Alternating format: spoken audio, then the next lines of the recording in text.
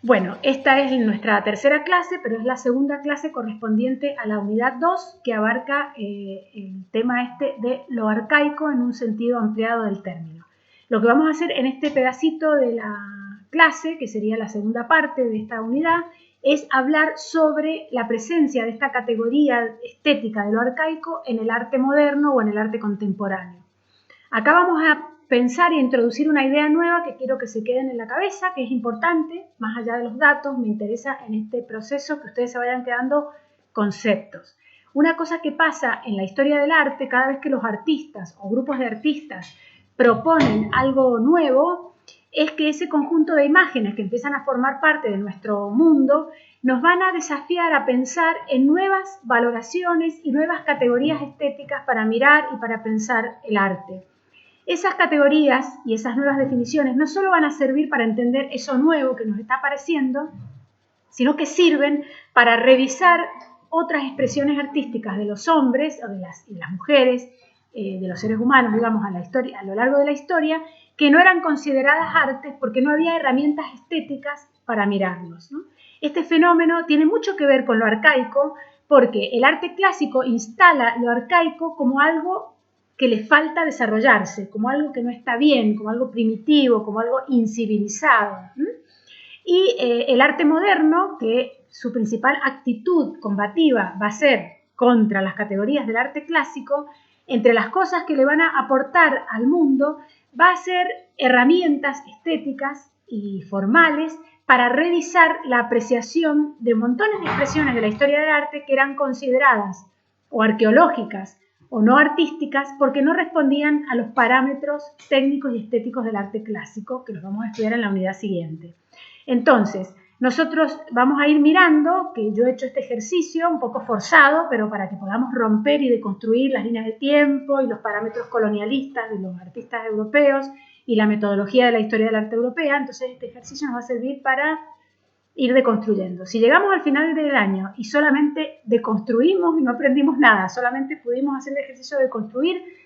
yo me doy por satisfecha, porque lo que me interesa es que activen y empiecen a pensar cómo esos órdenes que tenemos incorporados pueden ser mirados de otras maneras. Entonces lo que vamos a hacer en este pedacito de la unidad, que es la última parte de todas las unidades a las que yo les he agregado esta cola, que es mirar esas categorías estéticas, estas categorías históricas, perdón, que aparecen a lo largo de la historia del arte en el arte contemporáneo. Entonces hoy vamos a mirar acá en estas imágenes, imágenes relacionadas con esto de estas caracterizaciones estéticas que hicimos de lo arcaico, lo arcaizante en el arte contemporáneo. Acuérdense que eran la síntesis, no una intención clara de representación naturalista fallida, sino más bien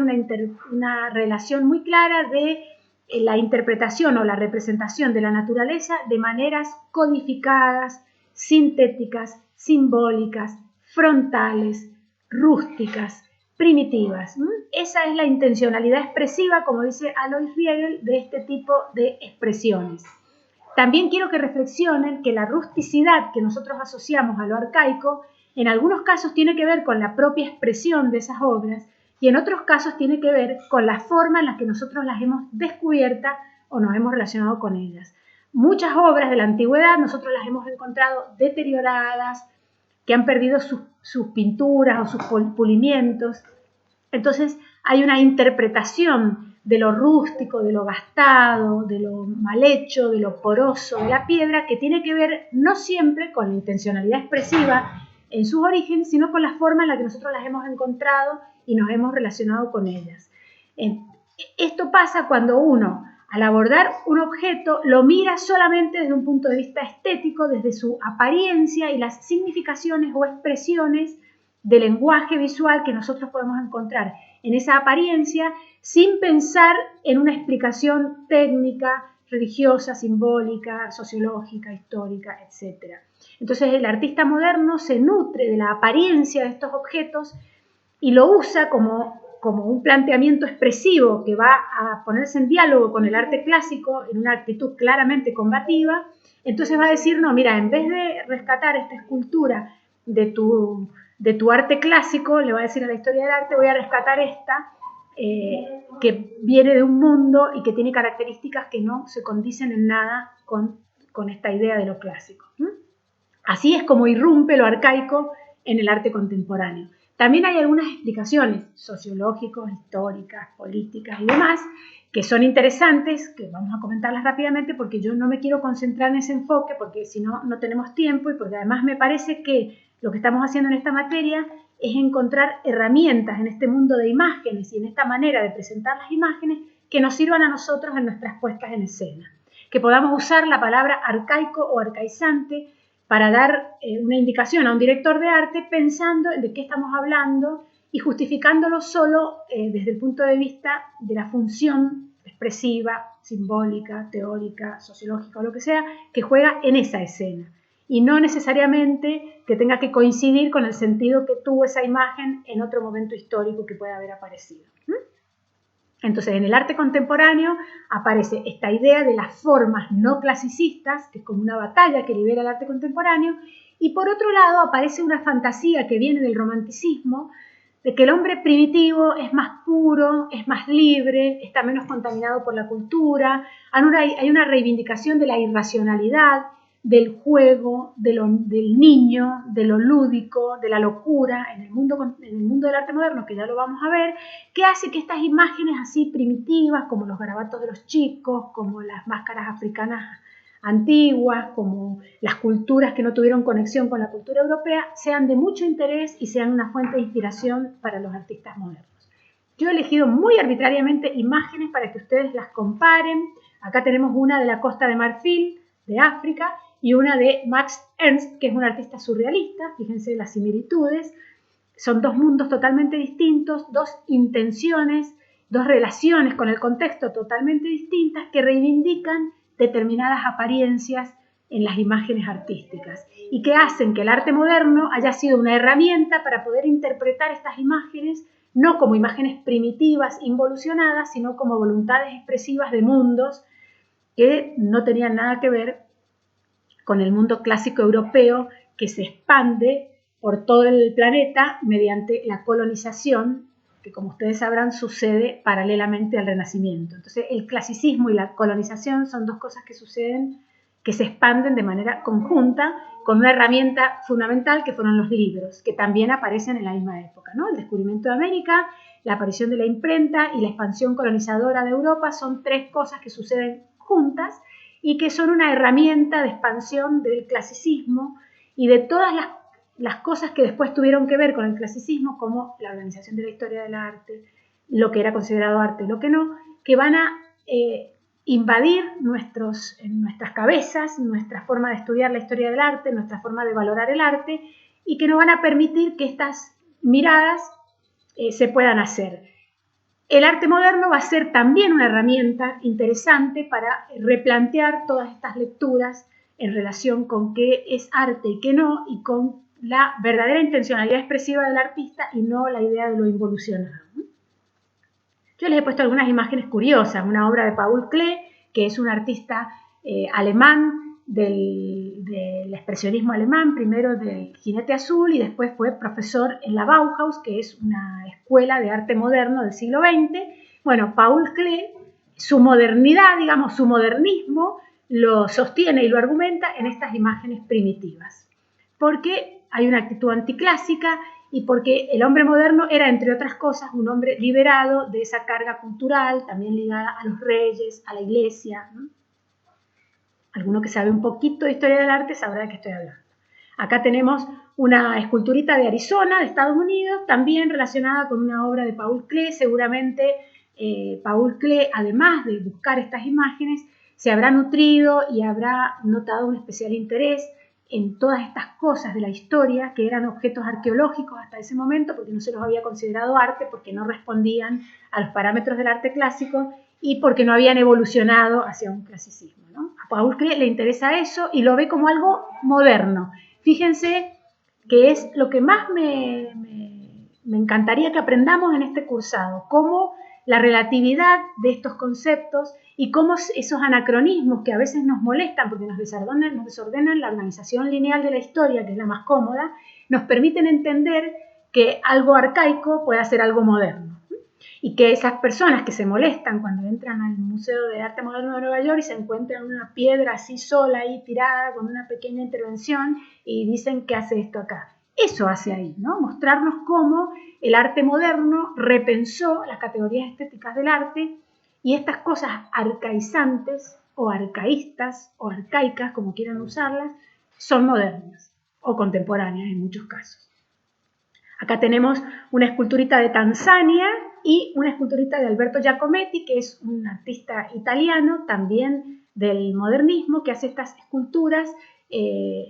con esta destrucción o este desapego de las proporciones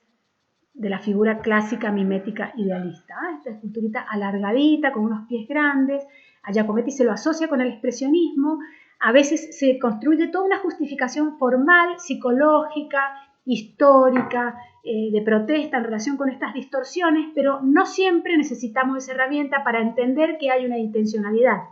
expresiva, una voluntad de forma, y que me parece que en el caso de casi todos los artistas modernos tiene más que ver con un debate con el clasicismo que con una subjetividad y una materialización de inquietudes psicológicas que también sirven y son interesantes para explicar el arte moderno, pero para mí la mirada técnica sobre la historia del arte nos permite también concentrarnos en el cuestionamiento de categorías estéticas, que es lo más interesante dentro del campo disciplinar del arte, más que la explicación de la motivación psicológica que puede haber tenido un artista para hacer eso. Es más técnico pensar en el impacto y en la relación con la revisión de las categorías estéticas dentro del campo disciplinar del arte. Eso es lo más importante de Van Gogh, no que estaba loco, si no estaba loco, sino lo interesante es que esas obras que él nos dejó ponen en cuestionamiento parámetros estéticos establecidos dentro del campo de la historia del arte. Eso es lo que me interesa a mí recuperar en este espacio, porque es una mirada más técnica que les va a servir a ustedes para poder hacer un desplazamiento y una aplicación de esto sin tener que encontrarle un fondo de justificación que coincida con el que tuvo originariamente. Yo puedo deformar una figura por cuestiones estrictamente formales sin que necesite justificar eso desde un punto de vista ni psicológico, ni expresionista, ni nada. Eso es lo que me interesa, que empiecen a pensar el uso de las formas y la voluntad expresiva y la relación con el campo disciplinar del arte, más allá de los fenómenos que pueden contribuir a entenderlo. Bueno, acá tenemos una figura arcaizante con una figura arcaica y una afiliación que tiene que ver con intencionalidades expresivas. Bueno, acá un retrato de Matisse, que seguramente saben quién es, un artista del Fauve, también del siglo XX, con una máscara de Gabón, fíjense el parentesco, casi que nos podríamos atrever a decir que Matisse estaba mirando estas cosas, por supuesto que sí, como Van Gogh miraba las estampas japonesas, como Picasso miraba las máscaras africanas y las coleccionaba. Están mirando por eso, porque a ellos mirando eso porque les parece más artístico y más expresivo y que guarda una relación con lo que estaban buscando que lo clásico, que era con lo que se estaban peleando, digamos, lo que estaban desarmando, desarticulando. Acá tenemos un retrato de una cabeza de Pablo Picasso y una máscara de la Costa de Marfil, la afiliación, ni siquiera se las tengo que explicar. El anacronismo ese del que hablamos está clarísimo, ¿no es cierto? Es una obra del arte moderno que utilizamos la palabra moderno que se refiere a lo nuevo, pero que en realidad lo que hace es recuperar algo antiguo y lo hace con esta intención de derribar el modelo clásico como modelo universal, único e incuestionable, ¿no? Entonces, acá nos estamos llenando de herramientas para mirar esta máscara africana y decir, wow, qué belleza. Una belleza que en los términos clásicos no cabía. Eso lo aportó el arte moderno a la crítica de arte, a la metodología de estudio de la historia del arte, y es lo más interesante que aporta el arte moderno, más allá de las explicaciones relacionadas con la guerra, con la subjetividad de los artistas y demás, que no nos ocupa a nosotros en esta materia porque no tenemos tiempo, no porque no sea interesante. Bueno, acá les puse una obra que para mí es una maravilla, que es una obra de un artista argentino que se llama Roberto Jacobi. La obra se llama Tocame el rock. Es una obra muy compleja. Roberto Jacobi lo vamos a estudiar en Historia de la Cultura Argentina porque es uno de los artistas argentinos más interesantes y a mí particularmente me gusta mucho. Y él hace acá, hizo una muestra retrospectiva de toda su obra en el Museo Reina Sofía en España. Roberto Jacobi es un artista conceptual, que ya vamos a estudiar qué es eso, entonces es muy compleja su producción, es multifacética, él es sociólogo, es escritor, tiene proyectos de diferente índole, es muy conocido en el campo de las artes visuales, pero a su vez tiene una relación con la música porque era el letrista del grupo Virus, que el que no lo conoce lo busca, porque deberían conocerlo, pero como son muy jóvenes tal vez no lo conocen. El grupo Virus es un grupo de música de los fines de los años 80 y él escribía las letras de las canciones. Cuando se hace la retrospectiva de Roberto Jacobi, revisando sus documentos encuentran una serie de letras de canciones que nunca se les puso música y que él no terminó de editar en ese terreno. Entonces la curadora de la muestra le propone llamar a un curador musical para que haga algo con esas letras. Este curador musical, que se llama Nacho Marchiano, le propone a Jacobi convocar diferentes artistas, músicos contemporáneos, cuya filiación poético-estética todavía sigue relacionada con Virus, para que cada uno le ponga música a una de estas letras y grabe esta canción. La obra de Jacobi, como él es sociólogo, siempre tiene que ver con impactar en algún aparato que tenga que ver con el mundo de la sociología. Entonces lo que hacen es hacer esto, grabar cada uno de estos músicos, pueden escucharlo después, son 13 canciones por diferentes músicos que él invita y sube el disco a internet porque, bueno, él está también con toda esta cuestión de la libre circulación, cuestionando el tema de los derechos de autor, en contra del mercado y de todas esas cosas, es un personaje muy interesante. Y crea este objeto que nos pone, que resume o consume nuestra idea de tiempo. Es casi como el principio y el final de un círculo. Esta piedra, que si bien la imagen de la derecha es el afiche que le diseña un diseñador argentino, también contemporáneo, muy importante, el afiche en realidad es una foto del disco. El disco es una piedra en la que él le hizo un pequeño orificio, le encajó adentro de la piedra un puerto USB donde están grabadas las canciones. Entonces cuando yo me compro el disco, en vez de comprarme un CD, me compro una piedra que la tengo que enchufar a la computadora. Son como las dos puntas del tiempo, digamos, lo arcaico, el origen, lo arcaizante, que es la piedra, y la circulación digital de la música, que es lo más contemporáneo, digamos, en cuanto a la materialidad. Lo digital es la materialidad de la inmaterialidad. Entonces acá hace un juego de sentido Roberto Jacobi conceptual, que es muy interesante y que manifiesta de manera metafórica esta cuestión del tiempo, de las imágenes, de la apreciación que hacemos sobre esas imágenes, de cómo aparece una piedra en el mundo contemporáneo, cómo se relaciona esa imagen arcaizante con la imagen tecnológica. Y bueno, y acá como él también tiene mucho sentido del humor, la piedra es por la palabra rock, hace un juego de sentido, se llama Tocame el rock, porque es como que tocamos la piedra, y termina siendo esta piedrita, como hizo 10 creo, no 13, perdón, 13 rocas enumeradas que responden a estas 13 canciones y cada una está firmada por un coleccionista que las adquirió. Y es lo único que vendió, la música no la vendió, vendió el objeto. Yo se las puse, me parece una obra muy interesante para pensar en esta cuestión del anacronismo, en la presencia de lo arcaico en el arte contemporáneo y cómo Jacobi pone en juego esta cuestión del tiempo y de las imágenes en el tiempo. Bueno, acá he puesto también lo otro que me olvidé decirles en la clase anterior, que parte de la metodología de bajar las categorías estéticas a lo contemporáneo, vamos a poner también algunos artistas argentinos para que vayamos entrando en tema. Este es Jules Solar, que es un artista del siglo XX moderno, en donde claramente aparecen la codificación de la representación, la frontalidad, la síntesis. Podría relacionarse fácilmente con una pintura rupestre, a pesar de que es una acuarelita, pero digamos, la expresividad tiene que ver con lo que podríamos ver en una pintura rupestre. Esto también es una obra de Jules Solar donde aparecen estas máscaras, que también podríamos encontrar montones de ejemplos arcaicos o arcaístas de máscaras de estas características a lo largo de la historia del arte. Bueno, entonces las conclusiones son lo arcaico, que hace referencia a los periodos más antiguos, asociado a la idea de información, de origen de lo inacabado, y opuesto a la idea de lo clásico en su sentido más tradicional, que sería lo arcaico en relación, cuando decimos información o origen, es lo arcaico en relación con una posible evolución, que en el caso del origen del término es la clásica. Pero nosotros lo vamos a mirar entonces como una categoría estética y vamos a pensar en esta idea de lo arcaico como un conjunto de características formales que pueden aparecer en distintos momentos, en distintas culturas de la historia del arte, que pueden estar ligadas a una intencionalidad evolutiva, que pueden no estar ligadas a una intencionalidad evolutiva y que respondan a una voluntad de forma, a una voluntad expresiva. Y el arte contemporáneo que recupera esa idea de lo arcaico o como una voluntad de forma, una voluntad expresiva, o como un cuestionamiento al clasicismo y poniendo en escena un conjunto de categorías estéticas que no responden a la idea del arte clásico y que no lo están proponiendo como un proceso evolutivo.